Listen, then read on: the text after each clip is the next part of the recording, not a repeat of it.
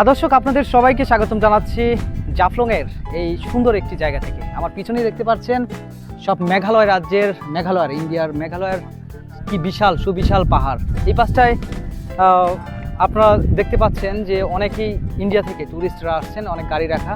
ওই পাশটায় ইন্ডিয়ার ট্যুরিস্ট এবং এই পাশটায় আমরা বাংলাদেশিরা রয়েছি। তো সত্যি মানে আপনারা যদি সিলেটে না আসেন তাহলে কিন্তু বুঝবেন না যে আসলে বাংলাদেশ কত অপরূপ একটা সৌন্দর্য।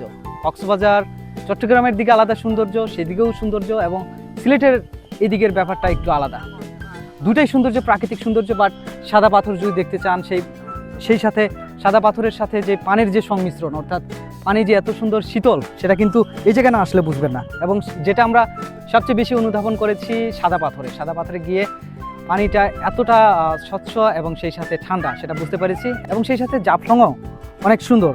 আমরা এখন এখানে ছিলাম, ভালো সময় একটা কেটেছে। এবং এই সিলেটের যে পর্যটন জায়গাগুলো, সেটা কিন্তু বিশেষ করে এই বৃষ্টিকালটা সবচেয়ে সেরা। অর্থাৎ আপনি যদি আসতে চান জুনের মাঝামাঝি থেকে শুরু করে জুলাই আগস্ট, এই সময়টা পারফেক্ট একটা সময়।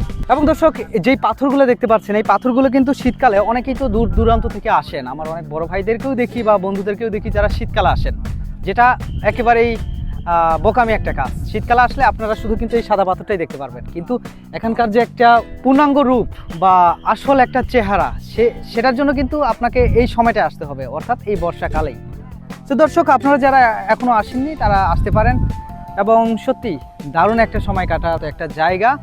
এবং আরও সবচেয়ে বেশি আমার কাছে ভালো লাগে এবং আমার ইচ্ছা ছিল, বাট সেই ইচ্ছাটা পূরণ করতে পারিনি, সেটা হচ্ছে এখান থেকে সিঙ্গেলি আপনারা নৌকা নিয়ে কিন্তু এই যে পাহাড়ের সাইড দিয়ে, একদম পাহাড়ের সাইড দিয়ে আপনারা যেতে পারবেন, যেখানে ইন্ডিয়ান অনেকেই মাছ ধরছে সেটাও দেখা যায়।